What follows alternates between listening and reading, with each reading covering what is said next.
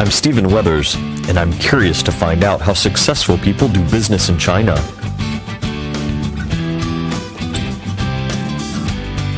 Why don't you join me, have a seat, and listen to my conversation with CEOs, directors, and entrepreneurs. Maybe we can learn together on Minds of Millionaires.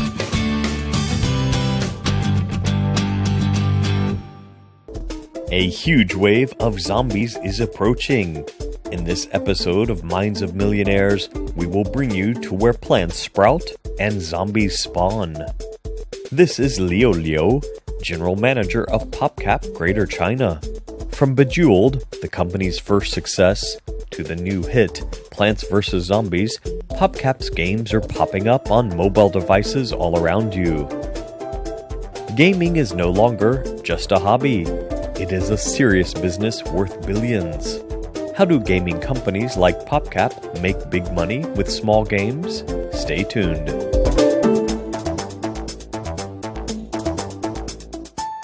Leo, welcome to our show. Nice to meet you. Yeah, nice to meet you too. And I have to say that this is the most fun preparation during the whole time of filming the show this year, because my producer said, Stephen, you have to download all of PopCap games and practice them before you talk with the CEO. You already be our fan. Yeah, I am your fan, and I know all of your games. Let's start with Plants and Zombies 2, was just released this year. Tell me, how many users do you have around the world? In the last 5 years, we have a lot of users worldwide playing our PVZ games. But the recent launch, the PVZ 2, we have more than 10 million users. 10 million users just in the first week. Oh, in the first week? Just the first week. I was about to say 10 million sounds like a lot, you know, if you're looking in America or Europe. But in China, that's still a small number, but that's just your first week. Okay, what about until now? Because that was July, wasn't it? July. I think up until now, we have more than 20 million users worldwide. Okay. So the number is still increasing. PopCap's original Plants vs. Zombies was a big hit in China. It wasn't uncommon to see people playing the game on their smartphones or tablets on their daily commute. The full game cost around $3 in China and currently holds a 4.5-star rating on the Chinese version of the Apple App Store. Generally speaking, Plants vs. Zombies 2 is a successful sequel. However, many Chinese fans are upset by having to rely on the game's in-app purchasing to succeed. So let's talk about the paywall. That is when someone's playing the game and they reach a certain point and they pretty much have to pay if they want to keep succeeding or keep going on.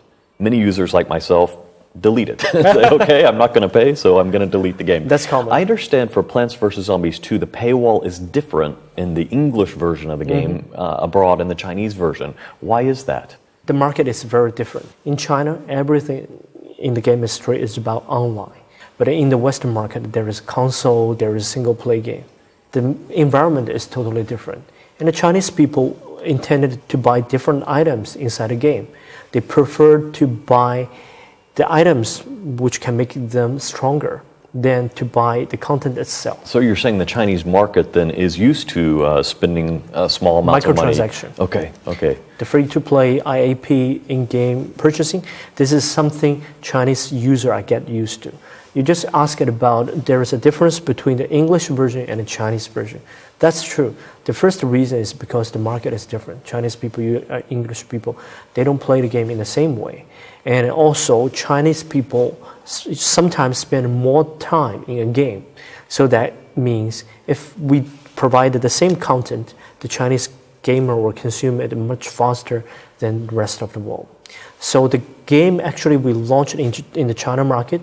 We reduced the lowest price for the items. For example, the global version, the lowest price is like 20 RMB, but the Chinese version, 18 RMB. Okay, so the price is less, but you have to pay earlier, I guess. You have to pay earlier. Okay. And also the higher price is higher. So we give a much bigger range compared to the English version. So this is something different. Two types of people can find their fun inside the game. For example, in my home, I spend money to unlock many things because I'm not a patient. My wife can play the game again and again to overcome one level. So she don't spend any amount of money for majority of the game. Despite all of the negative responses, statistics show that in-app purchasing strategy has brought huge commercial success to the company. It is reported that in the first weeks after its release, the daily revenue of the game was over 400,000 RMB in China. Okay, tell me who is paying for the game, the Chinese market versus the market abroad. Tell me about the demographics of those who pay. Anyone can be the payer. Anyone meaning your 7-year-old daughter all the way up to her grandparents? Not 7-year-old daughter. She don't have a credit card. Right. Well, she has her dad's phone, which is connected to the App Store, so she can. Yeah. Literally, yes. That's a large market, actually. Exactly. Yeah. Because we are not charging users by like 20,000 RMB, 100,000 RMB, it's not like an MMORPG. So the typical demographic users for the PopCap game is from 7 to 107. They can play the game. But actually the majority of the people who spend money inside the game is in the age between like 15 to 35. Okay, so that would be probably 80s and 90s generation. That's true. And that we're finding that of all the guests on the show also say that it's the 80s and 90s generation that are comfortable spending money online or on their phone or electronically. For my generation, I have no problem to buy anything online.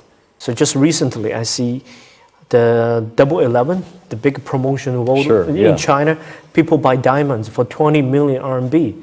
That's crazy. But this is something we can imagine today. But in the past, even 20 RMB, it's hard to believe you can spend that money online to buy virtual stuff. You cannot tell what exactly it is, but today, people have no problem for that. In the history of these games, it seems that this paywall or paying to play faster is quite a new phenomenon compared to games 3 or 4 years ago. Do you think that's a current trend that will continue, or do you think that model will change as well?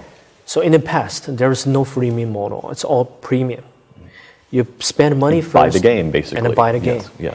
But as the time progresses, I think this trend started in the East Asia. China, Korea start that trend. Marketing challenge, you need to spend a lot of marketing dollars to get users to come to your game and buy the game. But actually, what is the most effective way to promote your game? Actually, it's free. Free itself is the best way to get users to come into your game. But how to make it a business? Turn free is not a business. Right. Free is a marketing activity. If you think this is a great game, then you can spend money. I think this is a fair business model. If people game and don't like the game, they can delete it and then $0. But in the past, they need to spend $2.99. They spend some amount of money inside the game. Even they have no idea if it is good or not. But today, if they like the game, if they won't get advantage inside the game, please spend some money and please sponsor the people who develop this game. In the Chinese market, where intellectual property rights are often contested, people aren't used to paying for games on their mobile devices. Although facing criticism, in-app purchasing can keep gaming companies going forward with sustainable income.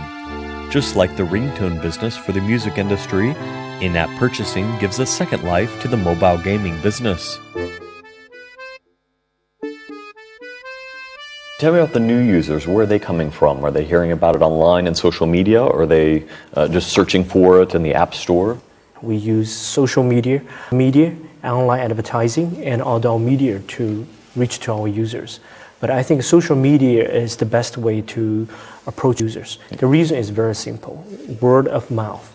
The high-quality games talk itself. I can give you a very interesting number. For PVZ1, this is a worldwide famous brand. You can imagine how many marketing dollars were spent on this game. I have no idea. Tell us.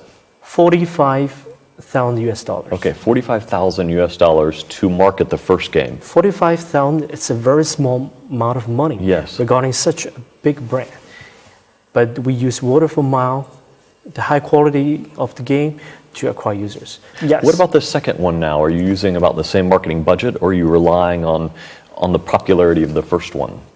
We spend much more money because the world changed. We must use the media, online media, and as I mentioned, the social media to get more exposure. So most of those marketing dollars are going to the social media outlets? The media and online media. Did you know how long it took PopCap to develop Plants vs. Zombies? It's much longer than people's expectation. What will happen if Plants vs. Zombies is combined with the Chinese classic Journey to the West? You will find the answers in the next segment, so stay tuned.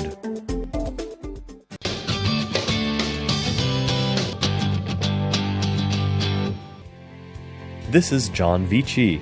He and the other two founders established PopCap Games in 2000. Headquartered in Seattle, the company has about 400 employees in its worldwide offices. Apart from Plants vs. Zombies series, it also has released successful games like Bejeweled and Zuma. In the early phase, we were just trying to make enough money so we could eat pizza. And so we created the simplest business model that the three of us could do, which was create games that you could play in a web browser, and then we would license those games to partners for money. My job was to do all the business development, including all sort of the legal and accounting paperwork. But I'm not very good at that. And so one day the three of us went out of town for a weekend for a conference, and when we came back, there was an eviction notice on my door because I forgot to pay the rent. And that's when Jason, one of the other founders, said, "You shouldn't be doing any more paperwork." One of the best descriptions I saw about your game comes from your composer, the Japanese-American woman who wrote the song for the game. She called her song macabre yet goofy, death-like and scary, but also goofy and funny. That's I thought that's a great description of the game. Tell me about gameplay too. Why is it successful? The gameplay is tower defense. Tower defense is a kind of popular gameplay, beloved by many users. But actually, because of the combination of the image of the plants and the zombie and put it on the tower defense, people think it's a paradox. That's why they want to spend time inside a game.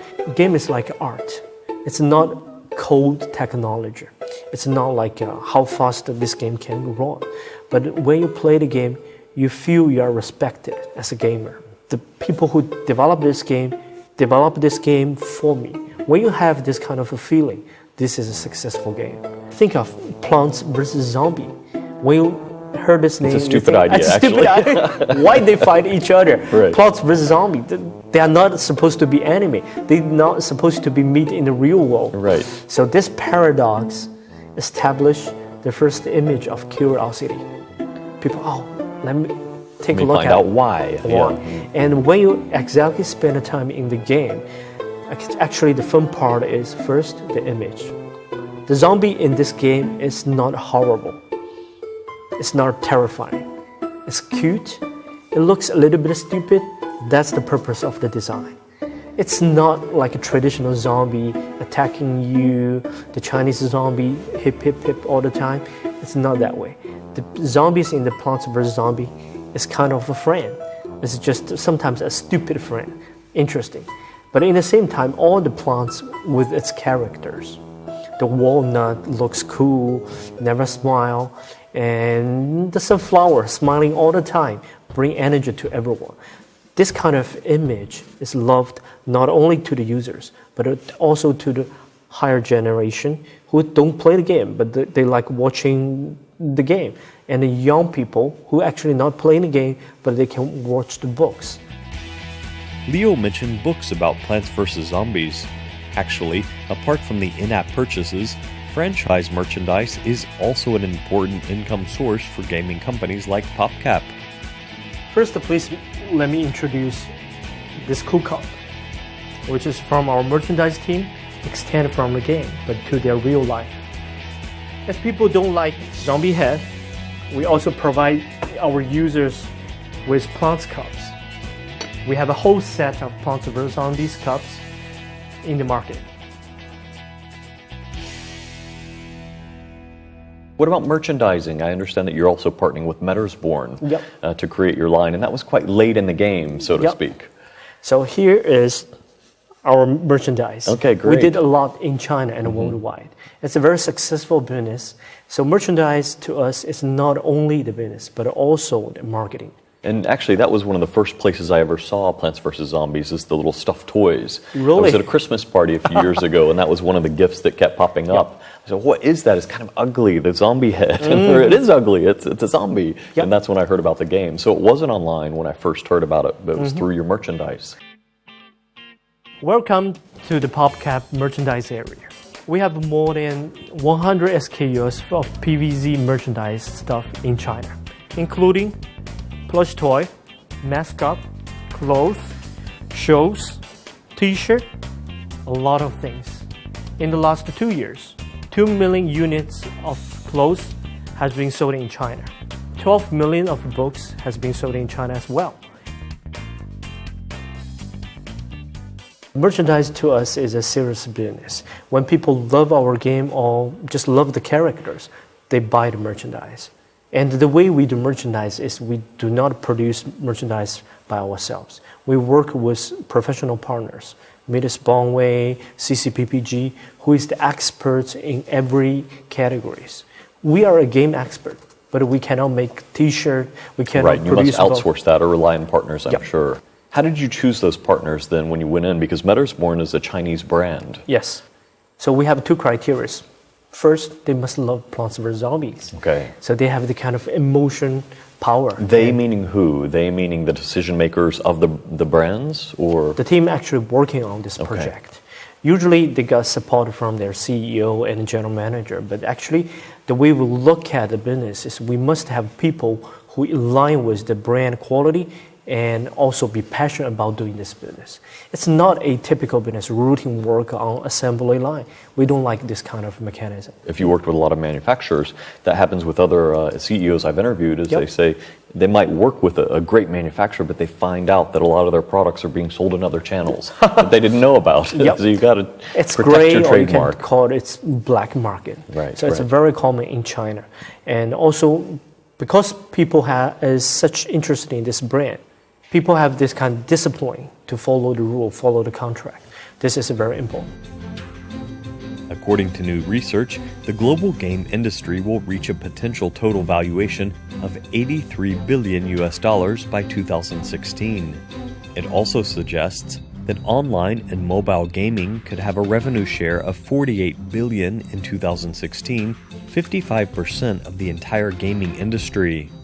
In terms of category, Plants vs. Zombies is a casual game, but the process of developing the game is not casual at all. It took us more than 4 years to develop PVZ1. Even it's a small team, but they are very focused and very aligned with this goal. Spent 4 years on You mean one. 4 years gaming and preparing before the release, or Yep. 4 years developing it? 4 years to developing Okay. a game. So it's a very long time. It's much longer than people's expectation. Some people think, okay, this is a casual game. I can spend 9 months at most to develop this game. Yes, literally you can spend 9 months, 6 months to develop a game, but the quality will not be distinguished. If it took you 4 years, how do you estimate the total investment for this game? And that's quite large, isn't it? If you're looking at a staff that's coding it over 4 years, it's That's a true. quite expensive game in a way. So if you only look at the game itself, there is a certain amount of investment you can calculate. The people, the time, the software, the facilities, but actually PopCap can sell more games than launch the game. If you calculate all these projects died on the road, the cost could be 10 times bigger. The biggest cost to us is shipping a better game. We kill games, we kill project, and we kill better contents. Well, after Angry Birds came out, the media reported that Rovio created 50 games. Most of them failed before Angry Birds came out. Yep. So if we look at that model, we could say it's 50 to 1. It takes 50 games to make one good one. What about you? What ratio would that be for PopCap? Even Likewise. higher. Okay. The kill rate even higher. So software, game is this kind of software. The typical successful rate for software industry is 30%. But a game as a software, the successful rate is only 3%. Wow. So 3 out of 100. Yeah. So 51. That's pretty common. good. It's pretty good.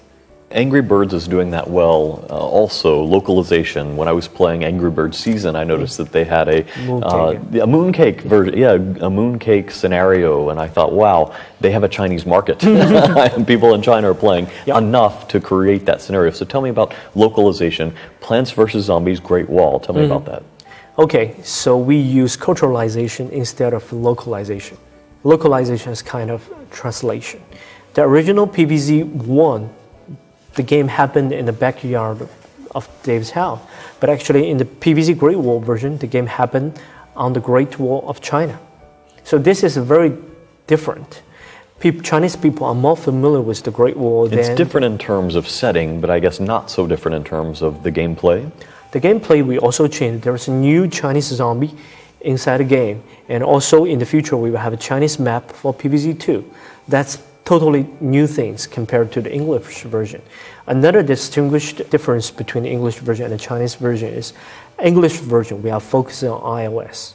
In Chinese version, Android. We spend more time on Android. Now, how does that change the gameplay? iOS, we build the big and fat client, which because Apple users love high quality graphics, but Android users, there is a certain limitation on their bandwidth, their capacity of the devices.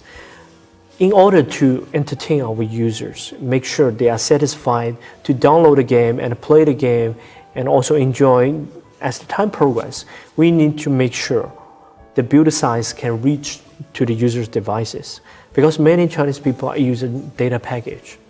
In the past, it's like a 20 megabyte a month. Today, it's much better, but still there's a limitation for that. Well, that's the first thing I did when I downloaded your games is I went to settings and turned off data only over Wi-Fi, which kind of limited me in some places. And so I guess, are you working to minimize then the data for the games? Exactly. Okay. So sometimes people love this game. They cannot play this game physically because there's no bandwidth or because they have a limited data package. So we make sure people can play the game without internet connection or with very limited data package. They still can play this game.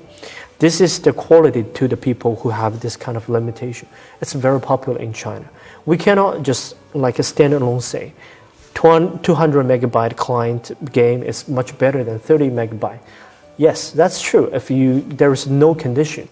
But with the context, 30 megabyte game is much better than the 200 megabyte because this game can reach to the user's device and they are able to play the game as the time progresses.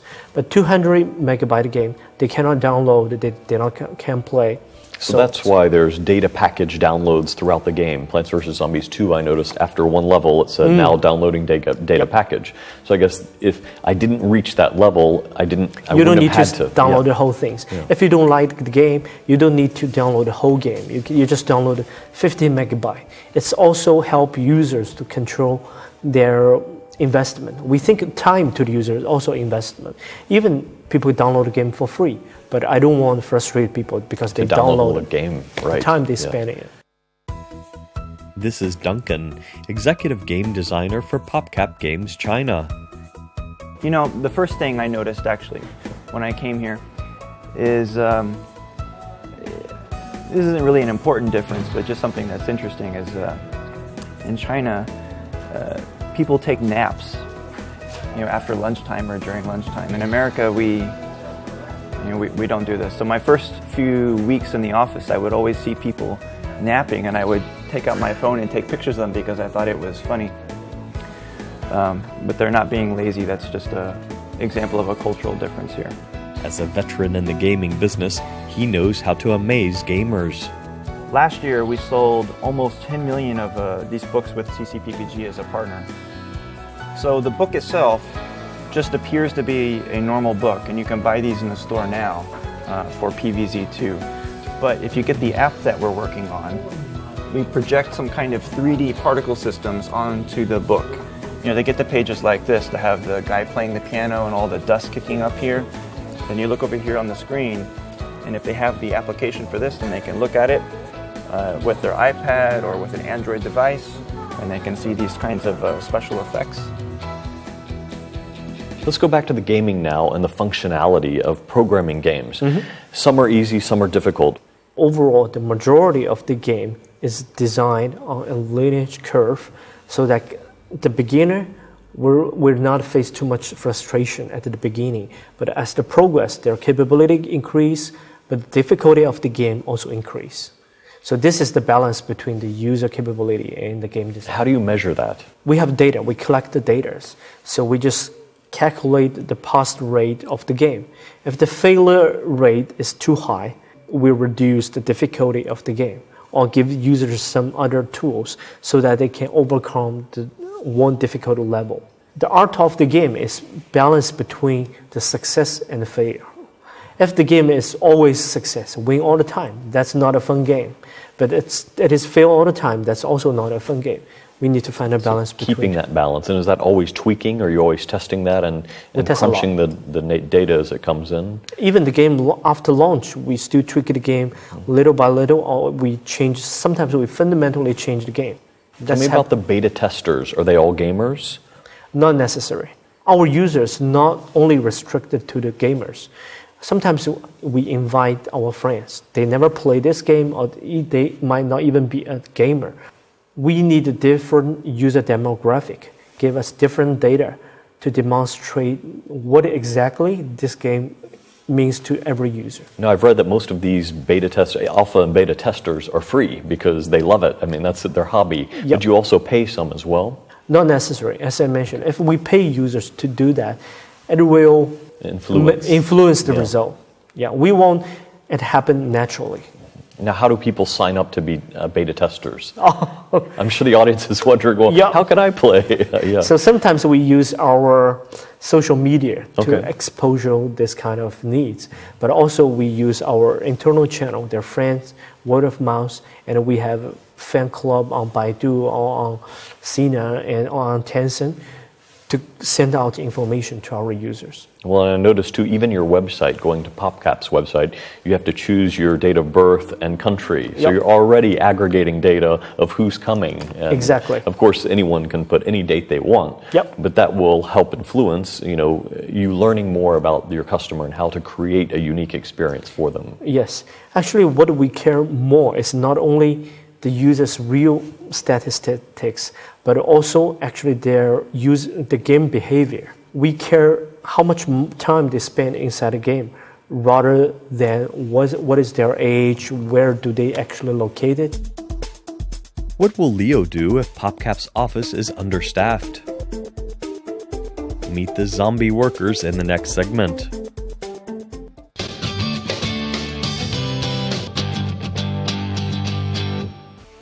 Actually, the Shanghai office started from 2008. A very small office, not in an office building, but in an apartment. When James Guzman, the founder of PopCap Asia office, come to visit China, he found that there is a big opportunities for PopCap in China. He went to the internet cafe. There is a lady who is playing the Zuma game. There's people who is download the game onto their mobile phone and buying the CDs from the street. Actually, it's piracy. At that time, we not only look at it from a legal perspective to knock down all these piracy stuff, but also we look at it from a business perspective. There's opportunity.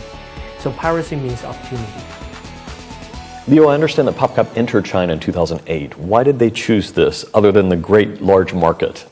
The answer is obvious. China is such a huge market. That's it. And how did the business model change after they came to China? The original business model for PopCap is premium. But when entering to China, we decided we must follow the local practice, which changed the game from premium to freemium and put things online instead of single play. Okay, so the ability to download the games for free, this is a result of coming to China. Yes. Okay, and that was the model here in Asia? Is that why it was working, or did you kind of invent that new model? So actually, we don't invent the model, but the model is very popular in China. Today, it's everywhere. So we got inspiration from the market practice in China. We learned this, adapt to the PopCap China business, and now, today, back to the US. Did it change the business model in any other ways? In US, it's kind of one team build a game, the other team just publish the game. We have a team called a studio and another team called a publishing. But in China, we have a integrated team. Studio and publishing work closely under one roof, work as a team towards the same goal. In July 2011, PopCap Games was acquired by EA, the world's third largest gaming company by revenue. Since the day it was founded, PopCap has proved itself as a leader in mobile and casual games. This acquisition was an essential supplement to the video game giant. In 2011, EA acquired PopCap for $650 million US dollars with $100 million US dollars in stock options. How did that change the business model or the operations of the company? In the past, PopCap is a standalone company running independently, but we are relatively small, more than $100 million US dollars a year compared to the big organization. It's very small. Embraced by EA today, we are doing much better than in the past because first we can fully utilize the EA big organization competitive edge to the market, which is not something PopCap's good at. Another thing for us is being the geographic expansion to reach to all the audience worldwide.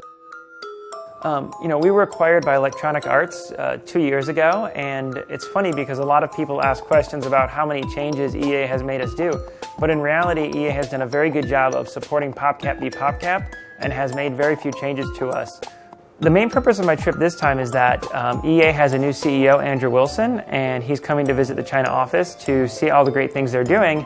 And so I'm over here, one, planning on how I can support this office better, and also making sure to help this office with the visit from the CEO. Tell me about the corporate culture of PopCap. How is it different from traditional companies? It's very much different.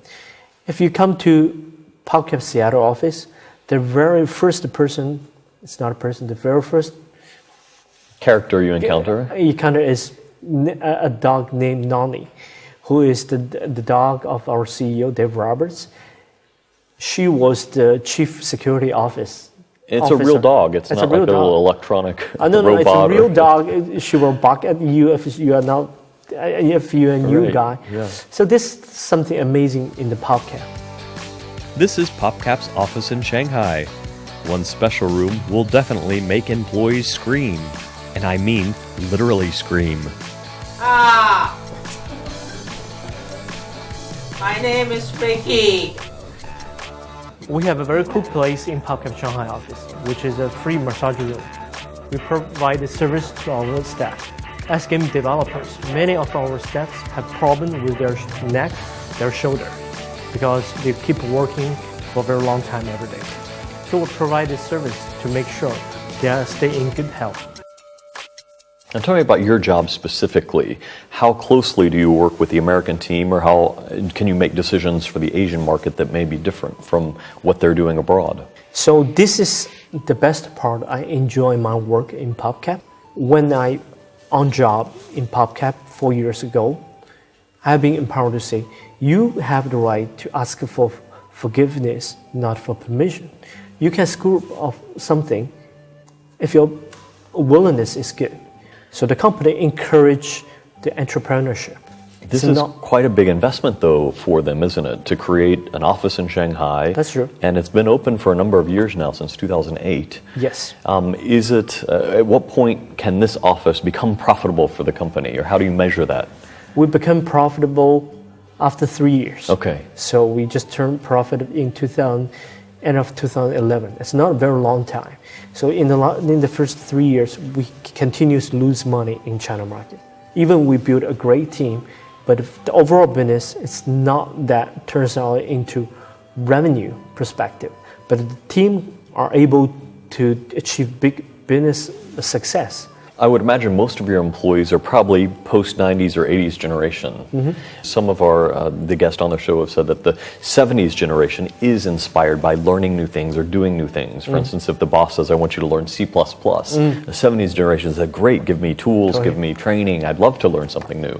But 80s generation may be inspired by bubble tea. So if the boss calls and delivers eight cups of bubble tea, then the team is ready to keep going. So are there any fun ways you motivate the team? The different generation has different motivation. So 70s, we have many people today working in PopCap has their entrepreneur experience. They started their own company. No matter fail or success, they got experience. So they are quite self-motivated. And for the younger people, we encourage them to have more creativity. But at the same time, we always help them to control the risk and the failure rate. So it's like a child work. We are not just, hey kid, work by yourself. Yeah. We always do this, which is not holding their hand, but helping them not to fail, to be too hard. Not to hurt. Not Not to hurt when they fall, right? To me, I think a hurt is okay, but don't die. Yeah. This is Zhou, Business Development Director of PopCap China. Prior to his current position, he owned 2 small companies. I spent 6 years to run my own company. Okay, the first company is focusing on mobile game. It starts from like J2ME, it's very old school technology. We sold the company and set up another bigger game company focusing on MMORPG. Being a CEO sounds pretty cool, but it's not as cool as it sounds. Acting as a CEO, basically you're very about the whole company instead of the product itself. At my current role, I can be very focusing on the specific work I'm doing. For example, I'm in charge of the publishing, so every day I think about like how to publish the game to as many as possible the end users instead of worrying like when is the salary day of this month, right? In the China market, no matter what industry, it's quite competitive. And I've talked to some CEOs who have lost bids over 10 RMB or 20 RMB or very low margins. So how do you keep competitive now in the future as your competitors, as you said, are rising up everywhere? The game to game, it's not head-to-head competition. Angry Birds, PBZ, user can play the game in the same time. It does not mean like a beverage. I only can drink 1 bottle. If I pick this one, I have to get rid of the one next to it. So you see your games as a complement to other games, perhaps? No. For today, for 5 years ago, very few people play game on mobile phone. But today, almost every young people playing games on mobile phone. This is a new industry established by many companies, not only PopCap, but also our friends, our competitors in this industry. It's getting bigger. So in the Chinese word is 成行成市. When you have more people involved in industry, the better business this industry can be. So the competition here is also the same. If only 1 people is doing this, this is not a good business, frankly speaking. But you have quite a few people doing this, not necessary to cut the profit rate. So you're saying if more games rise to the market, only the successful ones will even go higher. Yeah.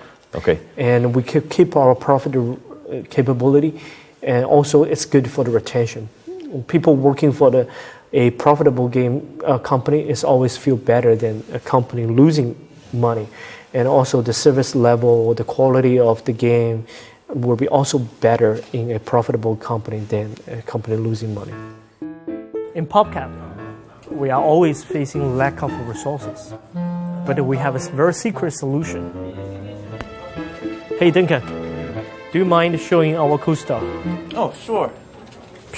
When we facing the challenge of not having enough talents, we have a curse called 芝麻开门. 芝麻开门, 芝麻开门. This is a PopCap solution. The same as in the old history, we have 天罗姑娘, we have zombie armies.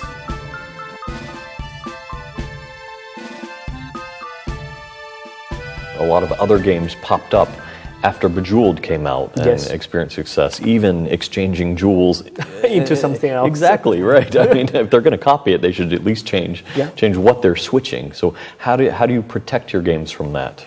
PVZ is not originally from nowhere. We got inspiration from existing games. Like you said, the tower. The tower defense. Yes. We respect the people who likes our game, but we don't like the people who just simply copy the game and turn into, just make a little tweak and call it a new game. If they put something new and meaningful to the users, that's good to the industry. So we like the idea of innovation. Innovation does not mean you must have everything new. You can have some brilliant point, even just one in a game. It still could be a good innovation. So we respect the people who get innovation. But in the same time, we have a legal team. This is a good part of being a big organization like EA. EA has an excellent team in IP protection, trademarks, copyright, how to fight with the infringement, and the relationship with the government, with the industry. This is a good side of being a big organization. Liu's whole career is in the gaming industry. What will he say when faced with criticism about addiction of online games? Stay tuned.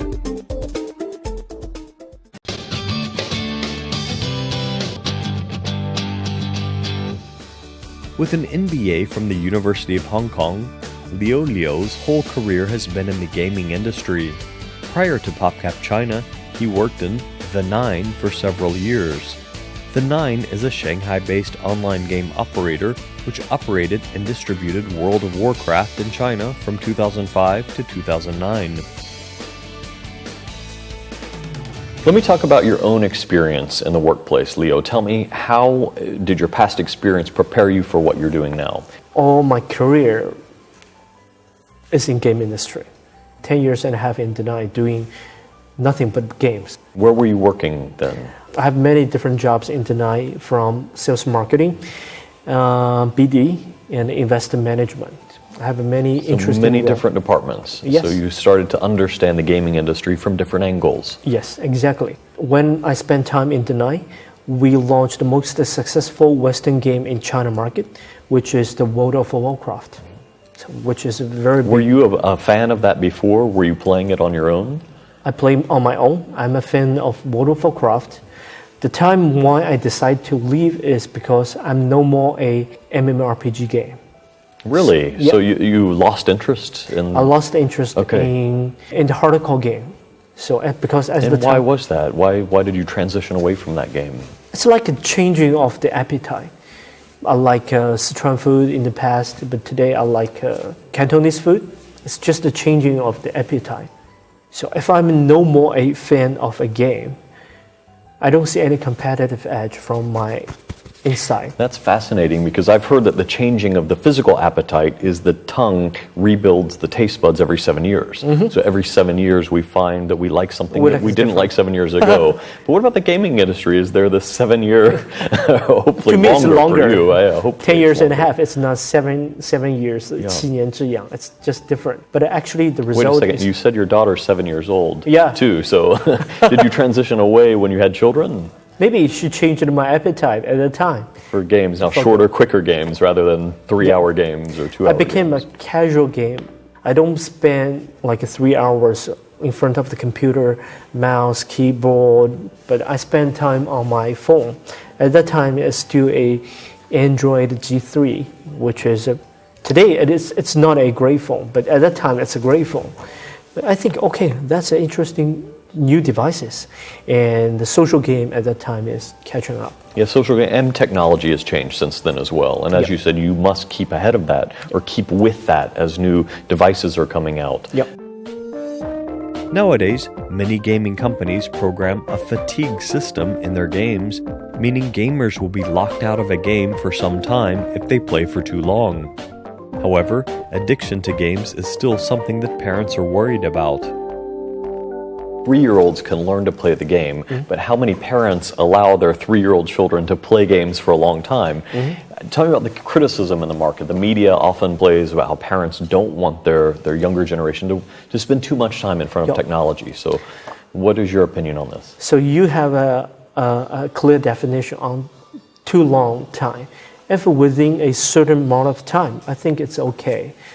I have a daughter, I have a son, I have no problem. They What play is a the certain game. amount of time? Or So for my daughter, I'm okay with her spend half an hour in a game. That's okay. But 10 hours, obviously that's too much. But I think the challenge is from every aspect of life. People can play basketball 5 hours. People can even do mathematics for 10 hours. Spend too much time on one thing is never too good. No but matter some might say if you're playing basketball, you're exercising your body, you're at math, you're exercising your mind. And PopCap started with educational games in mind, with the bookworm game. Will you ever release games just for the educational market, specifically here in China, where parents do spend a lot on their children? Education means many things. We released mathematics books with CCPPG. So you can for the kids, you can easily count how many zombies on one paper. That's the very first mathematics lesson for a kid. In the past, we haven't put flowers, we have put pear or apples, but today the the designer of the books use sunflowers or pea shooters as the characters to encourage young people to do the mathematics. This is quite effective. And we are going to launch PVZ Pinyin book shortly. Excellent. I look forward to that as I'm always trying to improve my Chinese. Okay, I can give you a book. Please do. Thank you. Now, you have great experience in the gaming industry. Most of your career, all of your career has been. How do you think that this industry has changed? Now, we've already talked about the introduction of new technology and tablets, but aside from that, how has the industry changed? In the past, it's just like a few $100 million US, but today, 10 billion business. So as the size increase, many newcomers to the industry. It changed the landscape of the industry. So this is very important. The capital changed the landscape of the game industry. Tell us about the future of the gaming industry. What can we expect for tomorrow? Well, I don't have a crystal ball to look into the future. If you ask me this question, I think it will keep being exciting. The science will growing, and everyone can be a gamer in the future because of the smartphone. So when we have a console, every year worldwide, we only have a few 100 million people have a console machine. PC, we may 5 times bigger or 10 times bigger. But for the smartphone, it could be 100 times bigger. So everyone can have a smartphone in the future. This is something I can easily foresee for the future. Well, Leo, thanks for joining our show. We wish you you every success in the future. Thank you very much. You like the taste of brains, we don't like zombies. I used to play football. Well, don't protect my head. I have a screen door shield. We are the Islanders.